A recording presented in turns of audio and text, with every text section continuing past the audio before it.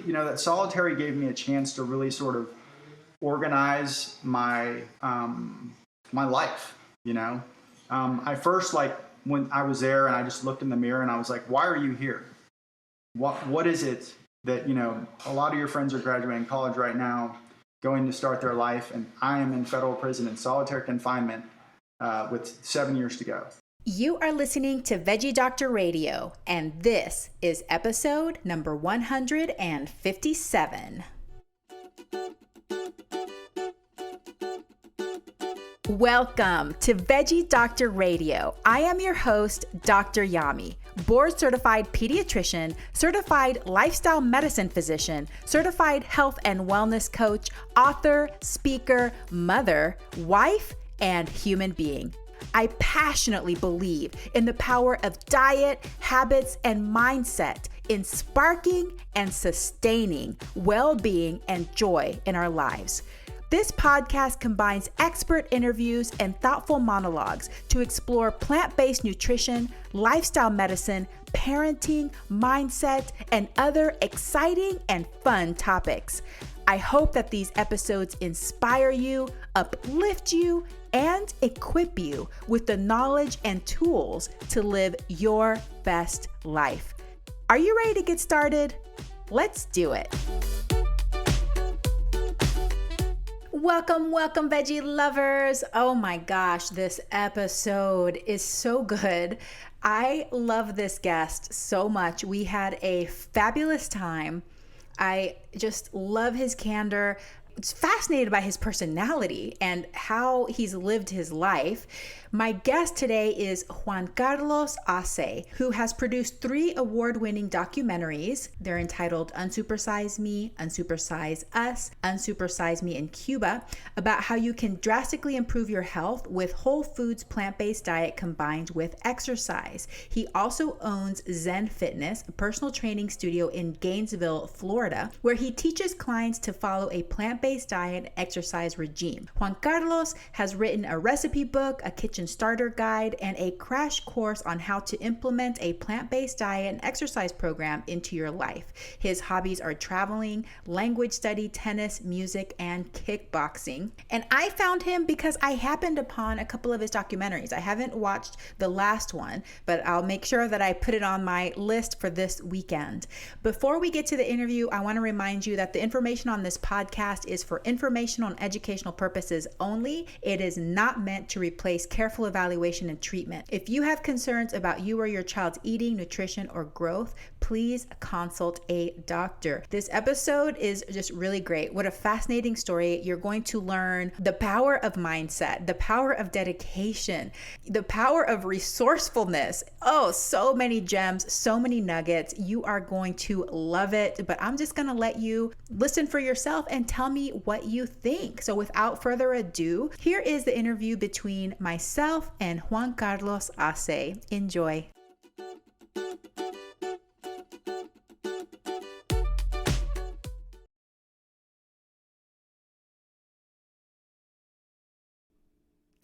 Juan-Carlos Asse, welcome to Veggie Doctor Radio. Thank you. Thank you for having me. So I found you one Sunday afternoon as I was just browsing through documentaries. I was like, I don't know what I want to do right now.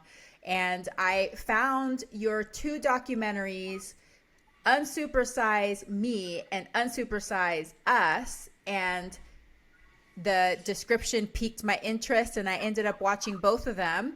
And that's how I learned about you. So this is so cool. I love how things like that can bring us to new people. And I'm just really grateful that you took the time to come on my show. So thank you so much for being here. Thank you. Well, I listened to some episodes of your show, and you have a great show, and I'm happy to be on it. I'm honored to be here. Thank you. Well, I want to start, I definitely want to talk about your documentaries, but I want to start from the beginning because I found your story to be super intriguing. And I think that there's a lot from your life, lots of lessons learned that will benefit my audience. But I think there's something that was interesting that you talked about in the first documentary was your mother's influence on your nutrition. So tell me, what was nutrition like for you when you were growing up? And the other thing I'm curious about, because you kind of mentioned this a little bit, was mindfulness, whether she taught you about mindfulness as you were growing up in regards to your food and your eating. Yeah, she did. So my mom was definitely the most important person for me, where I am today with nutrition, and really everything I've done stemmed from her. She really taught me to be aware of how food made me feel, how I was affected. So if I went to another kid's house and I ate McDonald's or some candy or something, she would always say, "How does that make you feel?" So I started to become aware of when I did have fast food or junk food that I did not feel good. I also was into sports, and so I was aware that she was like, you want to eat fuel that's going to help you perform the best, whether it's in sports or in school or whatever. So I started to really be interested in that. Now, having said that, I did not grow up in a plant-based household. We did have meat, but we did also eat a lot of vegetable salads every night. So then it just put me on the path to start searching. So I started with a lot of mainstream nutrition. I did the whole protein, dairy thing, the powders. I choked down all those powders. But it put me on the path till when I finally came across plant-based, I was like, this all makes sense. Now all these questions I had about why is some amount of protein good, but meat's bad for you, but yet, lean meats are okay, and, milk's good for you, but it's bad for you, eggs good for you, and it just did not make sense to me. Yeah. So finally, when I came across plant-based, like a light bulb went off, and I was like, this is the truth. This is what I've been looking for. And I've never looked back since. That's so awesome. And you excelled at sports when you were younger. What sports did you play? I did a little bit of everything, but I really excelled at tennis. That's what I ended up playing in college. But I love to play. I played basketball, football, soccer. I did track and field. Track and field was my first sport where I did a lot of competition. And so that's where sort of like eating became an important thing, what you would eat before a race, what you would eat, training wise. So I just started really looking into it really when I started doing track and field. And did you, at that young age, were you able to feel differences in how you fueled your body or see differences in your performance? Absolutely. I definitely noticed a difference. I mean, like one thing I knew for sure is that if I ate sweets or junk food or like fast food, that I really felt it slow me down. I felt myself getting cramps. I knew that I did not perform well on meat or like anything like hamburgers, junk food, anything that was bad. I was aware of that, so I would usually steer towards salad and green beans and broccoli and spaghetti was a big thing before the races at the time. That was supposed to be the carb loading. Yeah. So I don't quite do it like that anymore, but it was a start. It's so funny because I have a 16-year-old and he is in track right now and he's an athlete, and one of his coaches was telling him about carb loading, and I was like, babe, you're already carb loaded. You're a whole food plant-based vegan. Your diet is like 75% carbohydrates. You are carb loaded. You live carb loaded. So it's like trying to explain to him what that meant, and having the glycogen in your muscles and all of that was really interesting. Oh, okay, he's already there. Yeah, he's doing great. I mean, last year they didn't get to compete, and so he didn't get to make the gains. But this year, every single meet he's had a PR in. And he has become more interested in his diet and how he can manipulate his diet to help his performance. And it's because, he sees the relationship of, okay, what I eat really does help me. I can shave a few seconds off every time I'm shaving a few seconds off. And so I think that's, for some teens, that can really be important to them. That could be a gateway into this long, healthy lifestyle for for decades to come, even after they're done competing in sports, you know? Absolutely. That's why I love Game Changer so much. It was so good. Yes. I really saw that film change a lot of people's mind, especially a lot of athletes. They did a great job with that. I loved that film. Yeah, I love that documentary as well. Okay, so it sounds like you had a great childhood. You had a bright future ahead of you. You went off to college. What were you planning to do for a career after you got out of college? I really didn't know. Like going into college, I was thinking, well, I'm going to be a pro tennis player. I didn't really think too far ahead of that.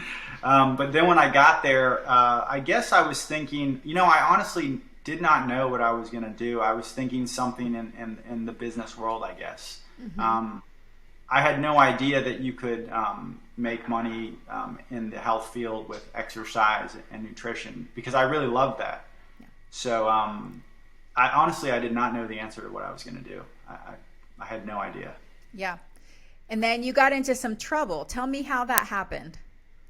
Well, so my mom also taught me to be an entrepreneur when I was young. When I told her I wanted a G.I. Joe, I think we were in like Kmart or Pick and Save or somewhere like that. And she was like, well, Carly, you're going to have to earn the money for that. And I was like, well, how do I earn money? And she said, why don't you go sell jade plants? So she helped me pot all these little jade plants, and I put them on my red wagon, and I went around the neighborhood and I sold jade plants for like 50 cents. And, I got enough money for the G.I. Joe, but right then and there I learned, how sort of like, some people are like these huge spenders or consumers all the time. They don't ever really learn that way of thinking. So that really, I started teaching tennis when I was in high school and saving money. And when I got to college, I had never drank or done drugs or anything. And I tried ecstasy when we went out. We went out for like New Year's or something. And they were $25 for a pill. And I was like, man, there's got to be a cheaper way. Because we had a great time. And I was like, there's got to be a cheaper way to do this. So I started asking around. And I said, well, they said if you buy 50 of them, you can get them for $19. And so I was like, well, let me do that. So at least I won't, we can all do it and have fun and not be broke. And then I started making so much money doing that. It just really like catapulted. Before I knew what I was doing, it was like, I was selling thousands of pills, thousands of dollars. And I was thrown into this world that I had no idea, how I got there. It just happened so quickly. And then I just had all this money, and it was just like all this stuff thrown at me at once. And I was so far entrenched in it. And I told myself, I was like, well, you're not going to get caught, but if you do get caught, this is your first time, you've never been in trouble, they're probably just going to let you go on probation or something like that. And I saw that happen to a bunch of kids in college. They usually didn't throw the book too hard of kids that were in school. And then next thing I know, I have a federal indictment, and they're charging me with 88,000 pills, and they're saying they're going to put me away for, first I was like, how many months? And they're like years, like 20 years. And it was just surreal. It was surreal. So by the time we actually got to my sentence, I was actually happy to get 7 years and 3 months.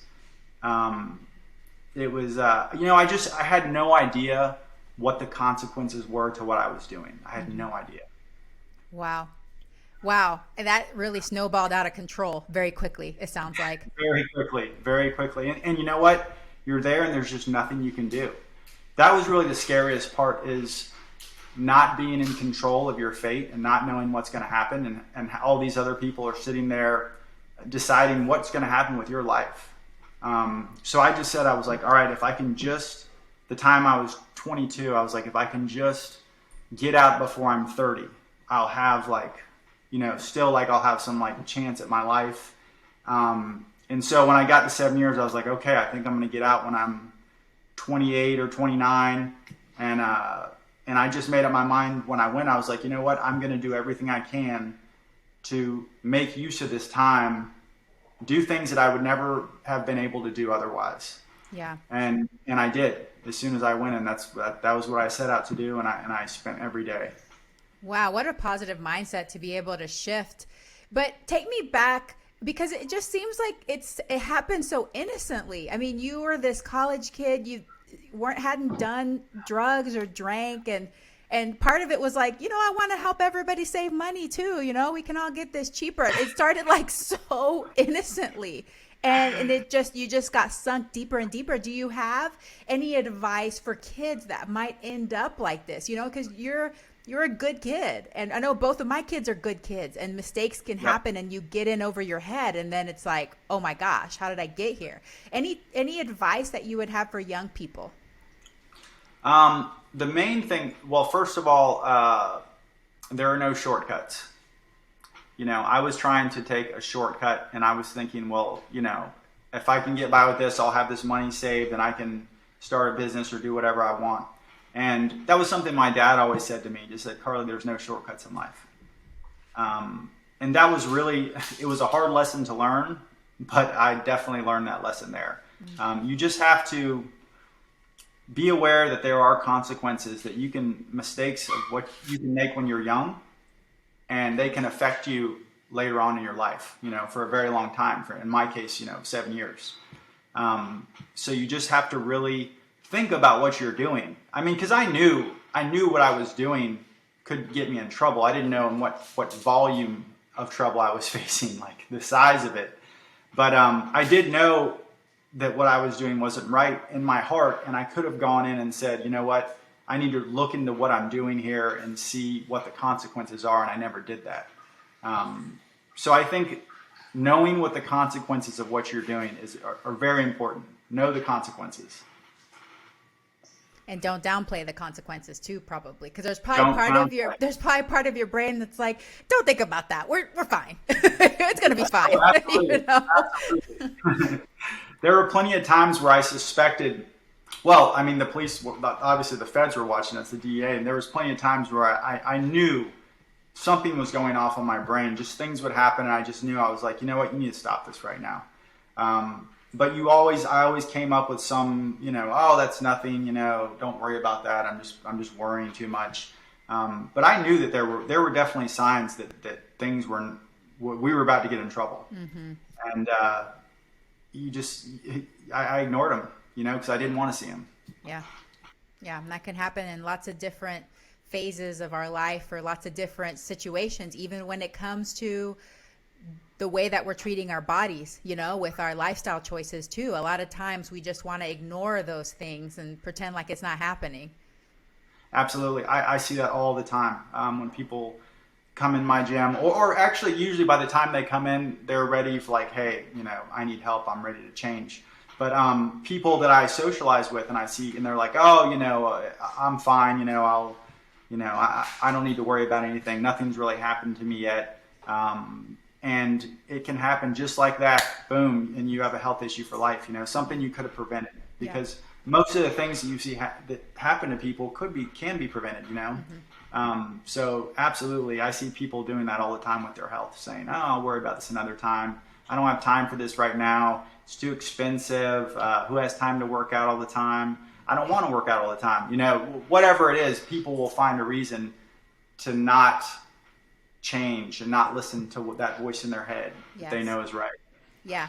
And it's that motivational triad. We want to conserve energy, seek pleasure, we want to avoid pain. That motivational triad keeps us a lot of times in situations that probably are not in our best interests. Yes, absolutely. So one thing that a lot of people don't know is that my mother and my first stepfather actually worked for the prison system. So I grew up in Texas, and I grew up in a town called Huntsville, actually. Oh, Huntsville, okay. Yeah, so there's 8 prisons there, and I grew up actually living on state property where the inmates would mow our lawns and do the repairs on our house and everything. So I was surrounded by prisons, and I hear it's pretty rough. So can you tell me a little bit, was it a big shock to your system, or was it better than you thought it was going to be? And is it true that you were in solitary confinement for 6 months? Yes, it is true. So I'll go to the beginning part of that question. So in the beginning, you start in the county jail, which is like a dungeon, and it is horrible. Like no daylight, just you're in this cage 24/7. So then I started to hear that, well, once you get to the prison, you can play guitar, you can play, all these sports, you can take classes. And so that was really like my hope at that point. Like I was like, if I can just get there, I just need to get there, and then things will be better. So by the time that I actually got to prison, which was, it took like 9 months for me to get there. Wow. To get sentenced and moved and everything. I was in the county jail 6.5 months, and then I was in the transfer center in Tallahassee, and then I finally got to the prison. And it was much better than what you would have told me if before I ever got there.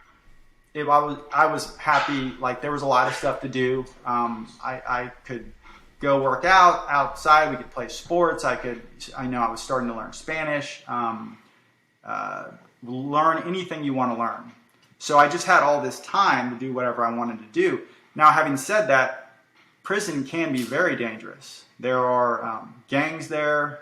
There's people that are generally unhappy or unstable. But there are also a lot of normal people that just made a mistake.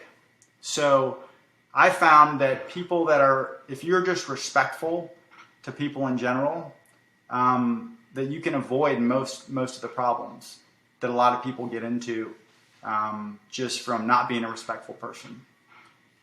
Solitary, I was in solitary. That was probably the scariest time, without question, of my whole prison experience. So I went there and I didn't really know why I was going there. The lieutenant called me up and said, take him to the SHU.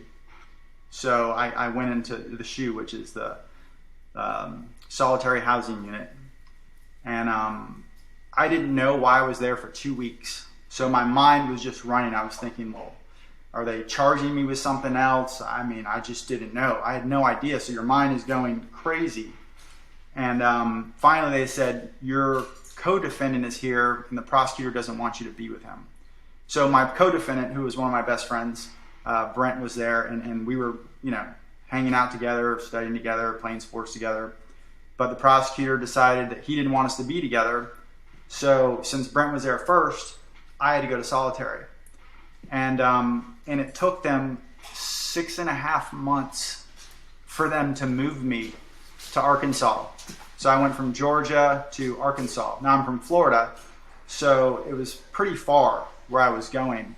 But that solitary gave me a chance to really sort of organize my my life. I first, when I was there and I just looked in the mirror and I was like, why are you here? What is it that, a lot of your friends are graduating college right now, going to start their life, and I am in federal prison in solitary confinement with 7 years to go. And I realized that it was because I had tried to take a shortcut. It was from not doing things the right way when I knew how to do things the right way. So that's when I made a vow that I'm going to do things the right way from here on out. So I started every hour in solitary. I had something set up for myself. I would do yoga for an hour. I would meditate for an hour. I would study Spanish for an hour. I'd write letters for an hour. I'd read for an hour. I'd stretch for an hour. Work out for an hour. I had everything set up so I was constantly keeping my mind engaged. So by the time that I actually got to prison, I continued to do that. And I always had something new on my schedule that I was going to learn. Whether it was maybe a new language, or it was business, or it was nutrition, exercise, especially with nutrition and exercise, that later on became my focus and specialty. I really tested my body. I worked out at one point up to 5 times in a day. So I learned okay, this is too much. That's where I honed the Unsupersize Me program. That an hour of cardio, an hour of resistance exercise is really the best for maximizing your health. And then I started studying nutrition, reading every book I could find. And it took me really until towards the end of my sentence to discover plant-based. But that's how I discovered it. I just kept reading and searching and looking, and then testing my exercise on myself.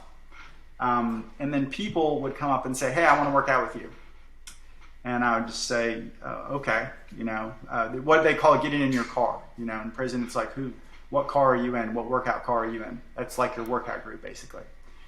So, you had like 4 or 5 guys in your car. And then new guys, when they'd come in, you'd really give them the hard smash workout and see if they could handle it and if they were going to stay in.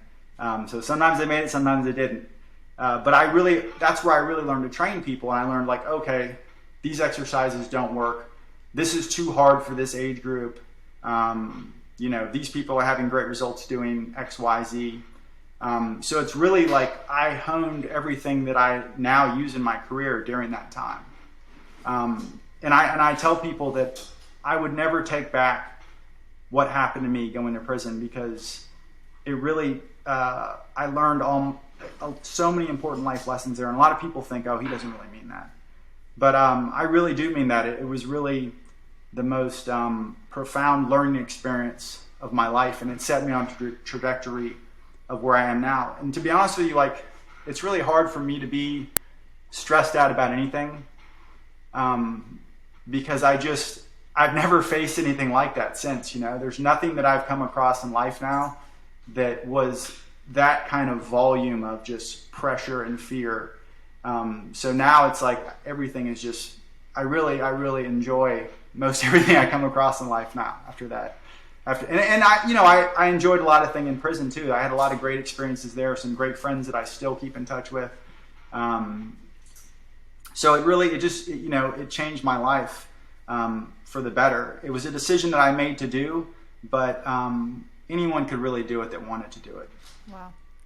I'm just super impressed, because I feel like, and this is like a weird thing to think and say, but if there's going to be a personality type that is going to thrive and come out better after prison, is going to be your personality type. I mean, you're so disciplined. Your mindset is, I just feel like if that happened to me and I was in prison, I think I would go the opposite direction. Like, I feel like I would just be like listless and hopeless and just like lay around and do as little as possible and just feel sorry for myself all the time. But you took it the opposite. You were in solitary confinement for 6 months. That seems like not ethical to me that happened, but whatever. I guess they did it. They decided they were going to do it. But anyway, so you solitary confinement for 6 months, and you chose to put yourself on a regimen of greatness. I mean, I think that's impressive. I mean, seriously, that is very, very impressive. And probably the majority, 99.9% of the people would not do that,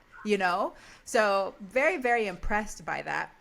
Thank you. I think that you would have been able to make that change. Now, I'm not going to say that I went through a stage where I was like depressed and down and a rock bottom there, but eventually, you got to snap out of that. That's a normal feeling to happen, but I think you would have got past it, and then you see like, hey, I have the opportunity to do anything I want to do.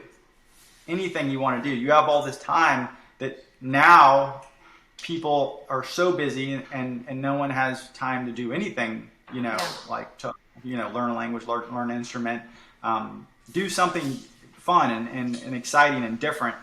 But you see, like, I can do any of that. I'm in this controlled, environment, but you can do anything you want with your mind. Yeah. I mean, that's super cool. I mean, it's a mindset thing though, right?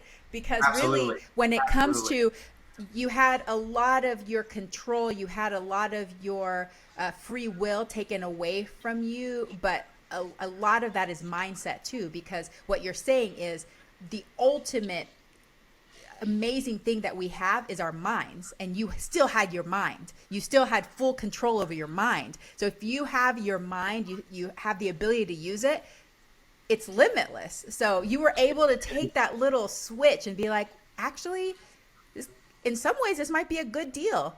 And you became like the prison personal trainer, and you got to hone your skills. In some ways, that's pretty cool. It was, there's been, I'll be honest with you, there's been times where I have missed it. I not like I want to be back in prison, but I missed that time and focus that I was able to have in there. Because, when else are you going to be able to learn 4 or 5 times? You have learned 4 or 5 subjects at a time, and do yoga and do exercise and play in a band. I mean, I was doing so many things that were so cool, and that was my entire focus. Was just on bettering myself. So there are times when I was like, you know what, those are really good times. I would like to do that lifestyle again sometime. Well, maybe we should create some sort of prison-like experience that's not really prison. And I've thought about that. Create something, because I could see how stressed out moms in particular might enjoy solitary confinement for a week or so. Like somewhere where my kids can't find me and nobody's asking me to pay any bills, just send me there. I read that they were actually doing that. I think it was in Korea or something, that you would pay money and they would take all your phone, everything from you, and be in solitary for a week. That's funny. We're getting to that point.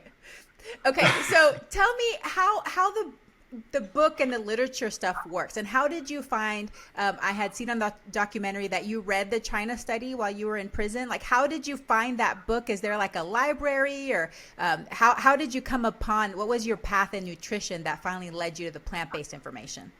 Okay, that's a great question. So I was there. There is a prison library, but really you can have books sent into you. So everything I wanted to learn, I would just tell my family, hey, I want to learn French, I want to learn German. And they would send me these books of, whatever it was that I was interested in at the time. So, okay, where was I going with that? I was just about to, I started thinking about all my language books turning. The learning nutrition. Okay. So I started getting this rash on my neck, and I couldn't figure out what it was. It was like it itched so bad, and so I went into the prison doctor, and they're like, "Oh, you're gonna have to put this steroid cream on." And I was like, "Okay, well, how long do I have to do that for?" And they said, "Well, for the rest of your life. It's an autoimmune response." And I just did not accept that.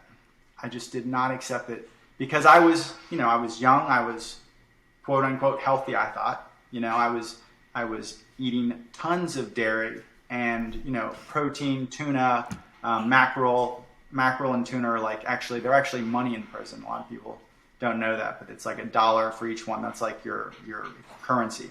Wow. That's how important protein is. I mean, I'm telling you, it's money. It's money there. So I was like, I have to find why this is happening. So I started searching, and first I read Andrew Weil's book. I think it's called Optimal Nutrition. And he said, well, start eating less dairy and meat. If you're having this, it's an eczema, it's an autoimmune response. So I had this rash, I want to say on and off for 3 years. And I switched to plant-based, and it was gone in 2 days. Wow. 2 days. And it never came back. So I was like, man, but I'm never going to be able to eat meat again. I just don't know. What about, am I going to lose my muscle? And I was like, well, let me just, I don't want that rash back. So I'm going to do it for a month and see if I lose any muscle. And all of a sudden, it's like my body fat dropped. I was performing better in sports. I was sleeping better. I mean, I would have so many times where I'd eat a heavy meal of meat or something, and I wouldn't sleep. And I just thought, I don't know. I have a sleeping problem. But that never happened again. I didn't get tired in the middle of the day anymore. I was just so much more focused, so much more clear, and I felt great. I was stronger, and so I was like, okay, this works. I'm sold on this. So the China study had happened right before that. My neighbor was reading it. He was like, hey, Carly, you should read this book, but I mean, you're going to wish you hadn't read it. There's some things in there you're going to see, man. He's like, and I was like, what could he be talking about? What could this be? And then when I read it, I was like, oh my God, this goes against everything I've ever learned. It was such a radical idea. And, T. Colin Campbell is very just methodical, presenting you his facts. This is this, we did this for 27 years. These people get cancer, these people don't. These people get heart disease, these people don't. Diabetics, no. So every disease you can think of is gone for people that are plant-based, so it was just, it was startling. And I remember his name was Jeffrey. I was like, okay, I see why why he was saying that about this book. But it was, so I tell people all the time, like, see, if you had to read one book, like, what is the most influential book? And I say China Study, without a doubt. Got to read that book. I mean, that is the Bible of health. There's going to be nothing that matters more in everything you do in life than having your health right, and this book will tell you why. And so that book and Outliers are my favorite two books that I tell anyone to read. I always have all my trainers read those books before they start. That's awesome. So was it easy for you to eat plant-based in prison? Can you make requests that way, or what kind of foods were you eating at the beginning? So it's not easy. It's not easy. It's actually kind of a funny story. So the only way to get vegetables is to be like outside of what they serve on the line, which is very like limited, like maybe beans, it's not great food. So you have to be either Muslim or Jewish so you can get the common fare. So I was like, okay, and I hope I'm not offending anyone who's religious, but I said, you know what, I think I need to become Jewish. So I went and I did this interview with the chaplain, and I was like, hey, I want to be Jewish, and I'm interested in that religion. And so he kind of was like asking me some questions about, the Torah, and I was like, I just don't know any of that stuff. I just want to learn it. And for whatever reason, he allowed me to change my religion, which means now I can get the common fare and I can get vegetables. So that was the way that I had to get vegetables. So I would take these vegetables to the dorm, and you had to sneak them out because, they're giving you raw vegetables and you're not supposed to take anything out of the cafeteria. But I would take it, and I had a little mackerel can, and I would, cut them up with the top of my mackerel can. And that's where I learned to cook, actually. That's where I learned to cook, in the microwave. I would cook all my vegetables together. So it's just like the best story ever. I mean, like the resourcefulness that you have to be like, okay, I got to change my religion so I can get vegetables. And then I'm going to take this can to cut my vegetables, cook in the microwave. I mean, that's dedication. So I would discipline, dedication, resourcefulness. That is a lot of great qualities that you have, Carly. It's funny when you say it that way, because at the time I just didn't really, these were my only options. So I was like, okay, I thought about getting on common fare for a good year before I actually did that. I was just thinking about how I was going to get this done. It seemed like it was impossible. But when you put it that way, it does sound pretty. It's a pretty crazy story. But I know I have heard that they are changing it for prisons so that prisoners, the inmates, can get more plant-based foods. But I also know that a lot of the subsidized foods end up in prisons. So a lot of the cheese and the processed meats and stuff, they get funneled to prisons because they have to be bought up. And so then they get funneled to prisons. And they are like at the end of their lifespan. Like they would not be sold in regular stores.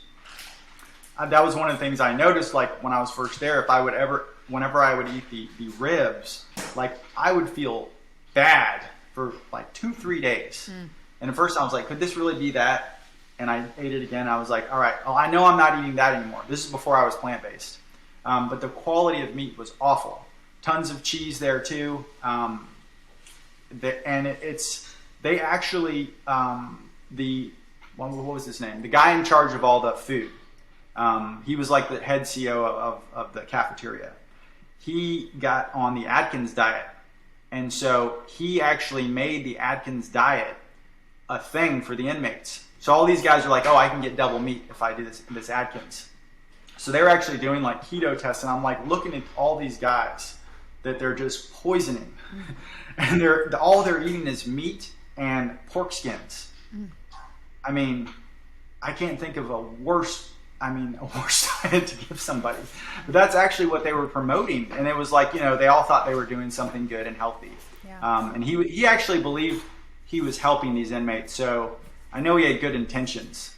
But I have heard that some places are actually doing more plant-based. I think it's a lot of state prisons. They seem to have like a little bit more control over that. But I mean, what a great way. I mean, there's so many people that I think could have been like their emotional issues or like these issues that they're having of anger or whatever could be totally fixed if they just were working on a farm and eating fresh vegetables and doing some exercise.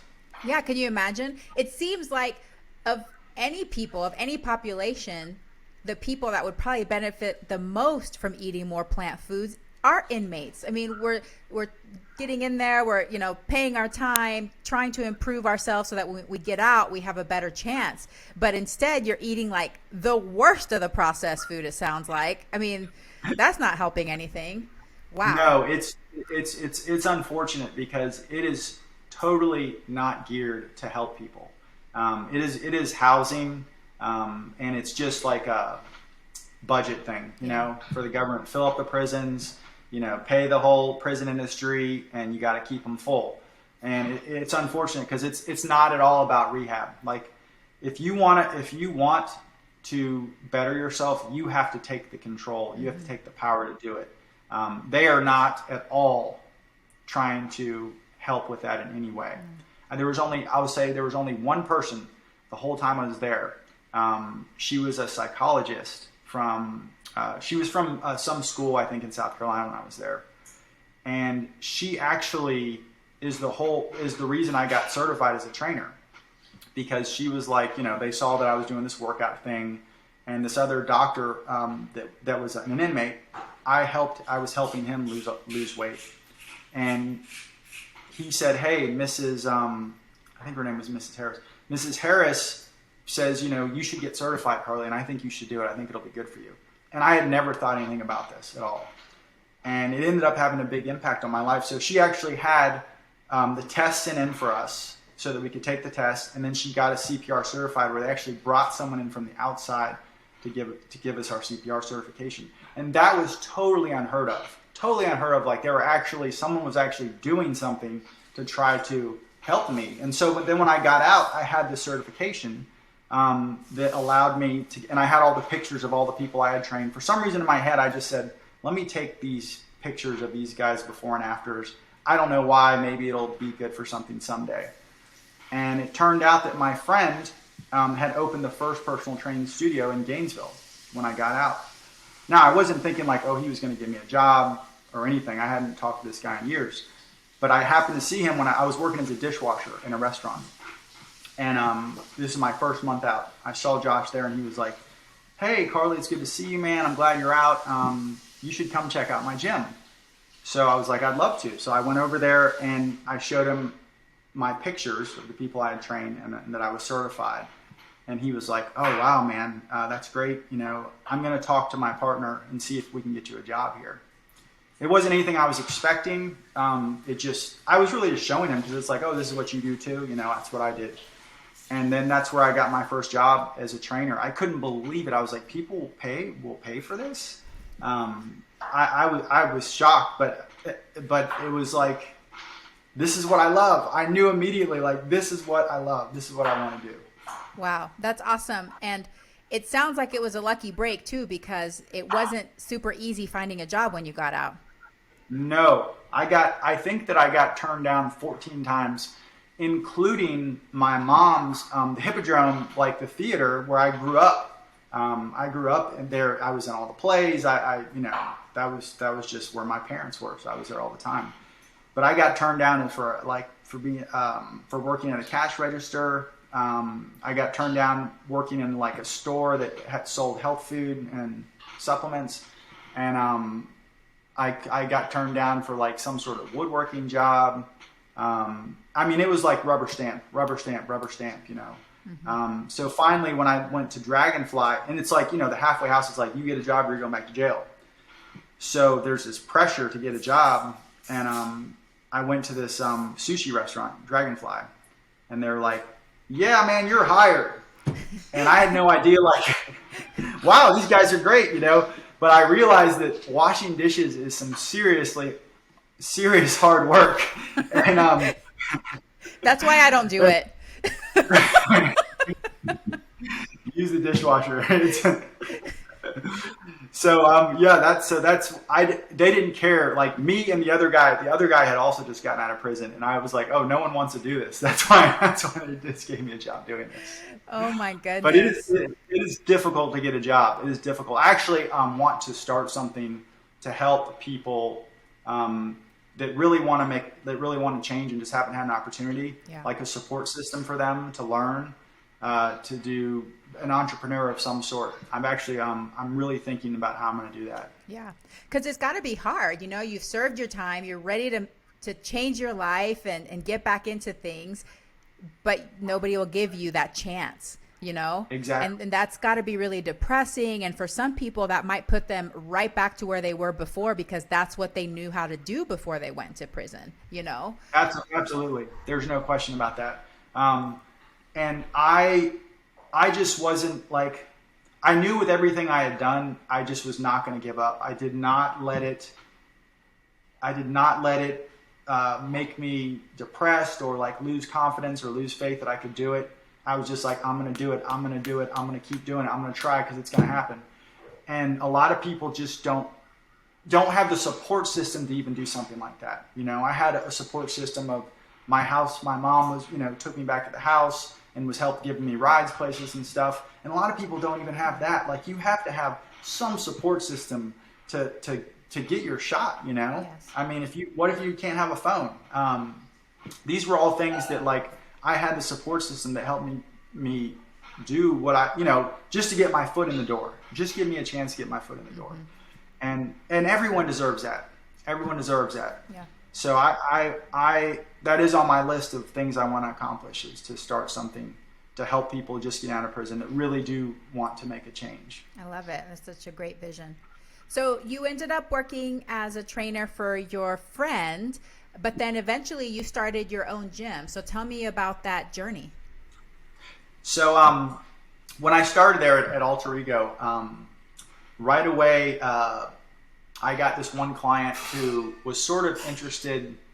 He was like, I told him about reading the China study, and he had these great results. I mean, he had a huge belly, and he looked awesome very quickly with working out and eating plant-based.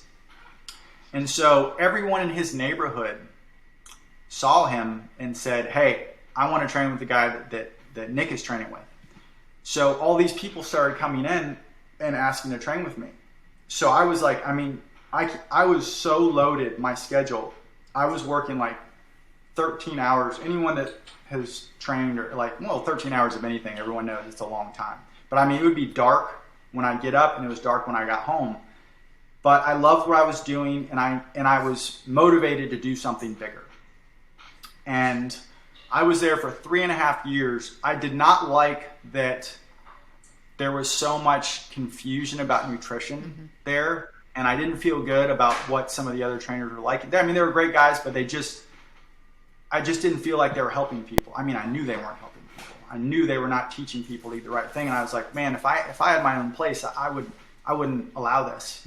I would want it to be what is really going to help people, what they came here for.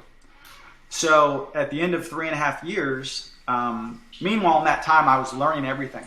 I learned like how they did contracts, how they did sales, advertising, what was working, what wasn't working.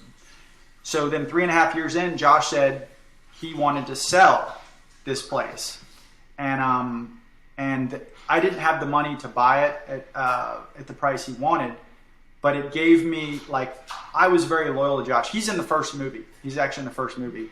And that was why I didn't want to leave, because people were saying, oh, you need to start your own place, man. You've got this great thing going. You need to start your own place. And I was like, I just can't. Josh gave me this opportunity.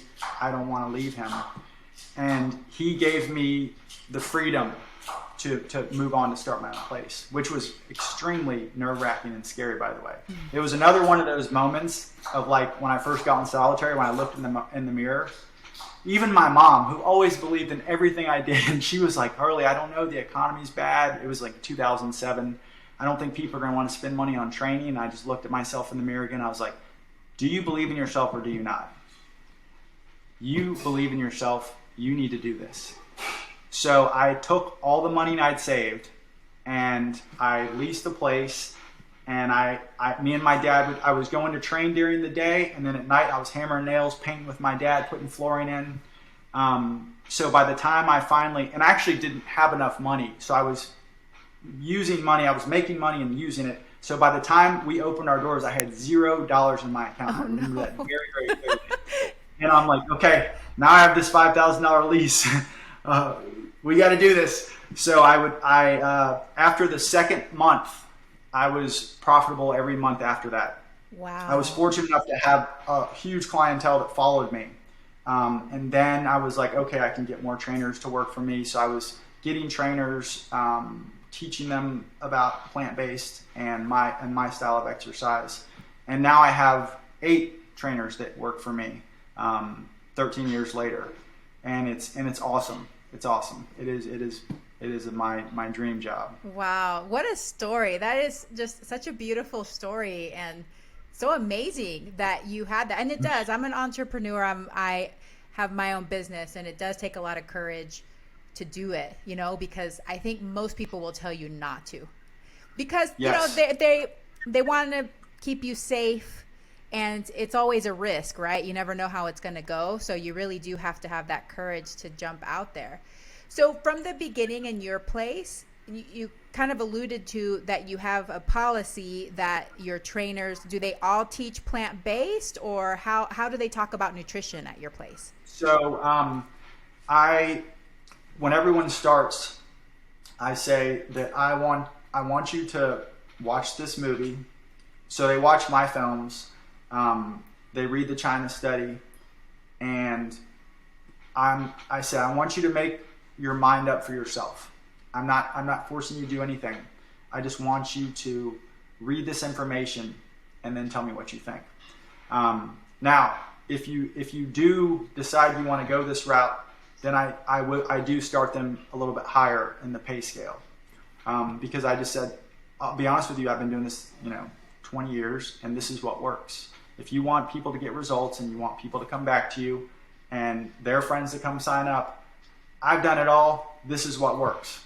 And I've done it in these films here, so you can see it for yourself. So I would say that 80% of my trainers are plant-based. I have one trainer who is a bodybuilder who's been with me since 2010. And he's a good friend of mine. He is whole foods, but he does eat meat and dairy. I've gone through different phases with that, where I was like, I don't want this here. But I mean, the guy is so loyal. He's a good friend of mine, and we just respect each other's viewpoints, So I was like, I need to have some flexibility in that area. Maybe someday he'll come around. So if anyone's like, I am not doing plant-based no matter what, then they can go with him. But he does still teach whole foods, like lots of fruits and vegetables, but he believes the protein equals meat. So that's where we differ in that area. But the majority of my trainers are plant-based, yes. So cool that you're able to have a place like that. I mean, that's really, really fun. So yes, go ahead. I'm actually building, the new building's supposed to be ready in 2 months in July. So my facility, like the one I'm in now, I'm leasing it, and so it's not exactly like how I would perfectly want it. So the new one is going to be exactly how I perfectly want it, and I have envisioned it, and I'm going to have like a smoothie bar there. It's going to be so awesome. I'm so excited about it. Hey, my ears perked up at smoothie bar. So I'll do any workout if I get a smoothie afterwards. Absolutely. What a great reward. I love it. So what would you say you're most passionate about now? Most passionate is, it's still plant-based and exercise. I mean, that just comes into every area of your life, every area of your life. Because I think that, you have to, if you want to enjoy life to the maximum, you have to be feeling good. You have to be feeling good. You have to be thinking clearly. You have to sleep well. And you honestly, you can't reach your optimum health if you're not eating plant-based and doing exercise. So that's number one for me. Outside of that, I've really gotten these creative projects. So I love doing the films.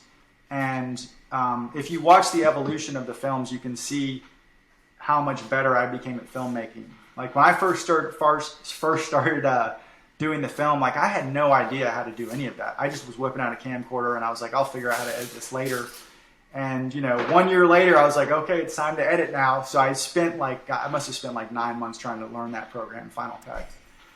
But then I learned that, like, oh, you have to do music. Oh, you have to do the sound. Oh, lighting matters. Oh, you can't have this camera shaking around.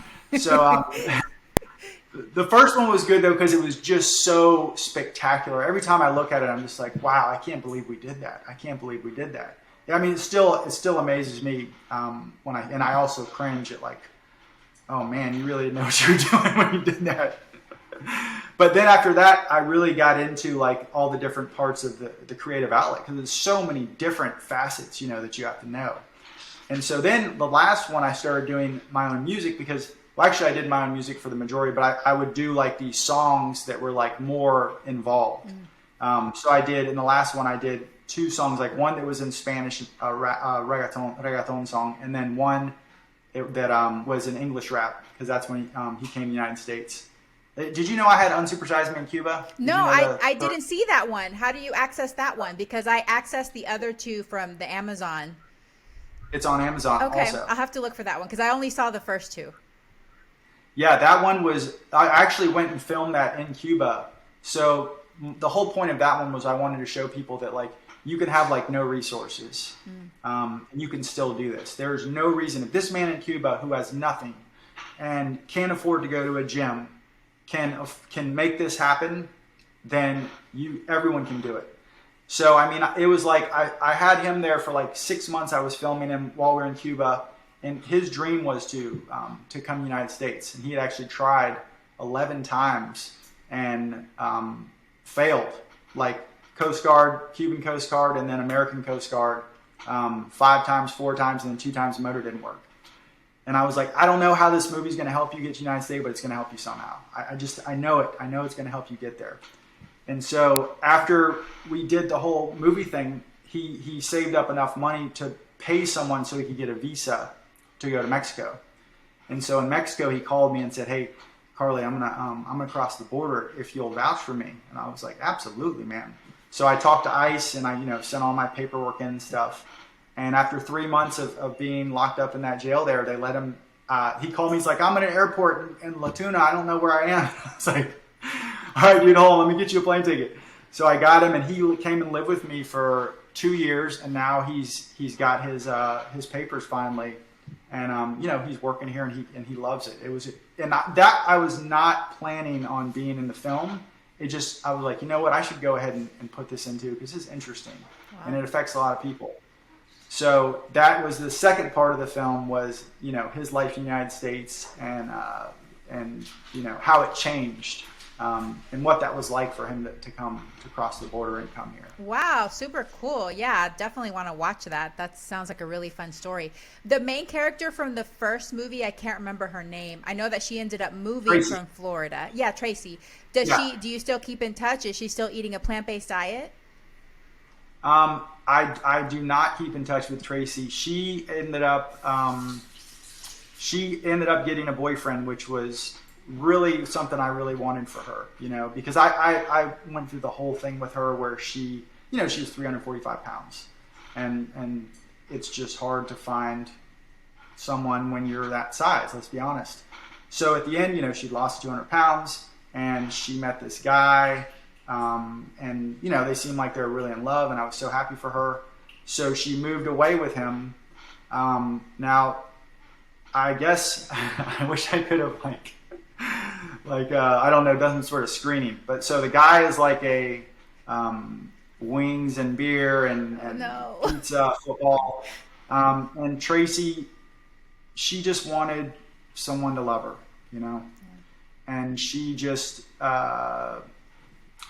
wasn't strong enough to say like, I don't want to do this, basically. So she got so deeply involved with him that we were really close for a long time, and I wish that she could find her way back, because I know that she can.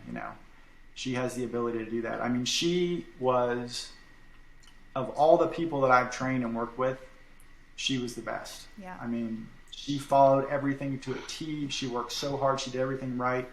And, she deserves to have that. She deserves to have that back. So yeah. Oh, if you're listening, Tracy, I know you can do it. Give me a call. wow. Well, maybe if you do it again with another person, the last phase can be a whole food, plant-based speed dating section. You set it up with another person. That's a good idea. They talk about there should be some sort of vegan dating app or something like that, but it'll be like the whole food, plant-based, version of that. So yes. I think that would actually be good because I hear a lot of people say that, especially for girls that are plant-based, have a really hard time finding guys because it's an important thing, it's an important thing. Well, and especially when it's this central to your life and your identity, I think, and there's not that many people. There's definitely clusters of people, different places, but depending on where you live, it might be harder to find. Yeah. Well, what do you wish more people knew? I wish more people, I'm going to get to some other stuff, but plant-based. It just is so, it's so difficult to see people so confused about what good nutrition is. Mainstream media just, and the bottom line is just there's not money in it for them to propagate that. I wish that more people knew about plant-based because that's why I did the films, because I just wanted people just to know. And I've seen the effect it's had on so many people. They're like, oh, wow, I can do this. And I think if everyone is eating plant-based and exercising, everyone's just happier. Everyone is happier and the world would be a better place. So I honestly just wish more people knew the truth about what good nutrition is. I love it. Amen. And tell me, what personal habit are you most proud of and why? I would say I don't give up. I have learned to be really bad at something and just continue and know that if I keep on this path, I'm going to conquer this thing. And I think everyone has that in them. People aren't comfortable being bad at something in the beginning, I really do believe that you can learn and do anything you want to. And I've done that over and over and over again with some very challenging subjects. So that's what I'm most proud of. I love it. No, I am one of those people. I am such a perfectionist and I am so type A that I hate being bad at something. And recently actually, I should tell you this. So when I was watching the first documentary, you know how you were having Tracy try different things. And in Yes. one of the things that you had her try was tennis, and she had never played tennis before, and you got her a coach. And when I saw that, I suddenly got a craving to learn how to play tennis. And I don't like games because I get bored, and I just get bored of games. I'm not a game person, but it seemed really fun all of a sudden. I was like, maybe I should learn tennis too. There's a lot of my friends play tennis. So I told my husband, I was like, you know what? I think I might learn tennis. And he got excited because he likes tennis. He loved all of my family, my kids and my husband all like sports and games, and I don't like games. And so I told him, and he was like, tennis is good, but why don't you learn pickleball? So pickleball originated here in the Pacific Northwest. And I live in Washington State. I just started learning that, by the way. I just got to say. That's so I just cool. started learning. So I was like, okay, but I don't want you to teach me because every time he tries to teach me something, I end up crying. So I called the next day and I got myself a lesson and I took my first pickleball lesson. But it is hard. Like I have to give myself a lot of self-talk because I hate not being able to do it right away, and there's probably a part of me that's very competitive and I just want to win right away, which is not going to happen. So I feel like I'm not doing good if I'm not winning. So I've taken my first lesson. I played one game with my family, and then I'm hoping to go back and take some more lessons and learn. But I want to thank you because your film inspired me to try something new and challenge myself, even though I'm not going to be good at it for maybe a very long time. Wow. Well, I'm so happy to hear that. No one has ever told me they've been inspired to play tennis from that film. I've heard plant-based exercise, but never tennis. That's awesome. So I used to be just like you. I totally relate to that. For me, it was so difficult to not be good at something that I'd be like, oh, that's stupid. I don't want to do that. No, it's a waste of time. And so actually when I went into prison, they have the race games, and they were like, so the white guys grabbed me, they're like, all right, we want you on the team. It's like you have the white team, the black team, the Spanish team. It's not politically correct at all. And so they're like, oh, this guy's a good athlete. Let's throw him in softball. I had never played a lot of softball. I did a little bit, but I thought, no, I'll be okay. And I immediately proceeded to just get burned for a grand slam. They put me out in the outfield. And from tennis, you always charge forward. That's you're going in. And so I immediately ran in, thinking I was going to make this great play. And it just burned me. And I was like, oh, this game, whatever. This game's stupid. And so finally, after a couple years, and by this time I had learned, a few languages. I learned guitar. I went back and they were like, hey, do you want to play softball? So I started in the C League, and I sucked. And eventually I got good. I learned, I accepted that it's okay to not be good, and I am going to get better. And that was one of the greatest lessons I ever learned, because I became comfortable with being bad at something, and knowing that you are going to get better. The brain is amazing. It's going to learn, it's going to adjust, and you're going to get better. You're going to be the best you can be if you stick to it. Doesn't mean you're going to be the best in the world, but you're going to be the best you can be. So that, I applaud you. Stay on it, because it's life-changing. Yes. It's life-changing once you learn to be bad at something. It's hard when you're type A and you're used to being good at stuff. Yeah, and for each of us, there's certain things that we're more uncomfortable with. And I try to tell myself, discomfort is the catalyst for change. We cannot change, we cannot improve without discomfort. It's impossible. But there's some areas in my life that I'm willing to be uncomfortable.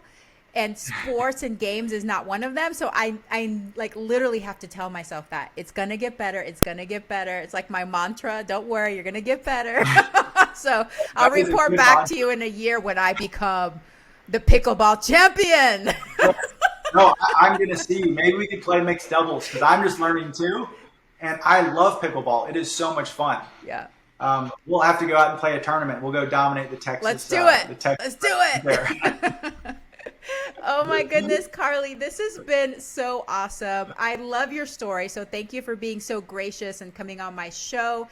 I hope that someday you will go on the motivational speaking circuit and motivate so many people and so many young people with your story and everything that you've learned in your life.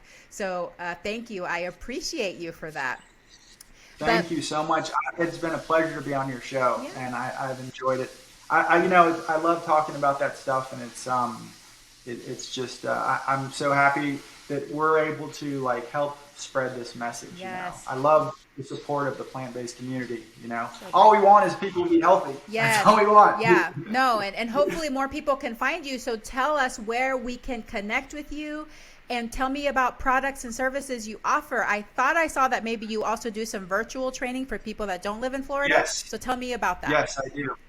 So I have the book. I have a kitchen starter guide, just like basic stuff to get. Then I have all my favorite recipes for a 10-year period, different from different countries all over the world. And then I have a course that I put together. I'm like, I need to make something, because people always say, hey, I want more after they see the film. How can I do this? So I basically summed up the program I did with Tracy in that 1-hour class. Now, the online coaching I do, where I have a face-to-face with them. So it's month to month. And I always tell people my goal is to help you within 1 or 2 months so that you can do this on your own. You don't need me forever for this. So I teach them exactly how do I do plant-based? How do I go to the store? How can I eat out? And then I also design a workout program for them, because a lot of people just don't know what to do. And there is a really way to make it efficient and to get the most out of your time in this busy world. So based on what their injuries are, their schedule, so I make them a personalized workout plan. And then they have to text me every day after they do it. So there's accountability. Nice. Every day I want to see a text from you telling me about your workout. Because, who are you lying to? Are you going to lie to yourself? You need that. People will do it when they have that texting. So that was one of my favorite things that I put in that program. And so I meet with them twice face-to-face, like every 2 weeks. Every 2 weeks we do a face-to-face meeting, and I get to, help measure their progress and really just watch like their lives change to being so much happier and feeling so much better. And it's one of my favorite things to see. I love it. And how can people access all of your information? It's all on unsupersizeme.com. If you go to the products page, they have, all the stuff that I just listed. Perfect. And they can access any of it. Or they can just email me. Okay. CarlyZenFitness@gmail. So we'll put everything in the show notes. And how about on socials? Are you active on any of the social media? I am not super social media active, but I will check it. So I have my own personal Facebook and Instagram, and then I have Unsupersize Me. It's just so many to keep up with. Yeah, I get you. I have Unsupersize Me Facebook and Instagram. You know how it is. Oh, I got to make another post. So I try not to get too sucked into the Facebook world or the social media world, but you can get in touch with me there. And then I have the YouTube channel, Carlos Asse, which I also have all my music videos. I forgot to tell you, that's something I'm really passionate about. I've been making these music videos for my songs, and it's so much fun to do. I do it with my brother and one of my friends. So I've been putting that on my YouTube too, if you want to see some. Cool. Well, we'll definitely link that. That'll be fun to watch. Rap songs or motivational songs. Nice. Well, and if you have reggaeton, I love reggaeton, so it's always fun. Okay, I'm going to send you the reggaeton. You have to tell me what you think. Where are you from? Panama. Panama, Yep. Okay. So yes, we definitely have the reggaeton in Panama there. So, and I'm half Cuban, right? No, I didn't know that. Sí, soy cubano. Qué bien, qué bien. I actually have a podcast episode with a Cuban American who went plant-based and created a cookbook of Cuban foods that are plant-based. And so, I love that. Super fun. I want that. I'll give you, Send me his I'll stuff. give you the information afterwards. Okay, so What's his name? it's up here somewhere. It's Raidel Hernandez, I think. Okay. I can't remember the last name, but it's in my bookshelf, so I'll get it after we're done recording. Okay, so Awesome. The last thing is to leave us with one call to action for the week. What is one thing that my listeners can do this week to improve their lives? My favorite thing, and people ask that all the time, like, what's the best thing? I think, well, number one, I'm going to say eat more plants. Eat more plants, more fruits and vegetables. But if you want to narrow it down to one thing that I've seen does so many good things for your health is turmeric. I try to eat turmeric like 2 to 3 times a day. I have noticed just like I recover quicker, less inflammation, never get sick. You never get sick when you're plant-based anyway, but it's just, I really can feel when I'm eating turmeric, all the health benefits. You just feel generally better. Cool. You know? And how much do you take when number you one, take it? I usually just cut off a little piece. So fresh turmeric, root. Yeah, but I mean, the powder works too. I like to do everything, fresh if I can. But certainly you can get good powdered turmeric also. And I would take like 2 capsules, like if I dry it and crush it up, then I would say like 2 capsules, like 2 or 3 times a day whenever you're eating a meal. Cool. With a little bit of black pepper in there. Dr. Greger told me that. To add with the black pepper. Awesome. Yeah. Okay, that's definitely a suggestion, call to action that I have not had before, so I'm happy to share that one for sure. Okay, well, Carly, this has been so awesome. I cannot wait when we become pickleball champions of the world together. So keep on doing all the great work that you're doing, and I hope that you have a very plantastic day. Thank you. Thank you so much. I appreciate you letting me on the show. Hey, veggie lover. I hope that you loved today's episode. Will you take a second and do me a huge favor? Please subscribe to my podcast so that you never miss an episode. You're the reason I'm here, and I want to share it all with you. Thank you for listening, and have a plantastic day.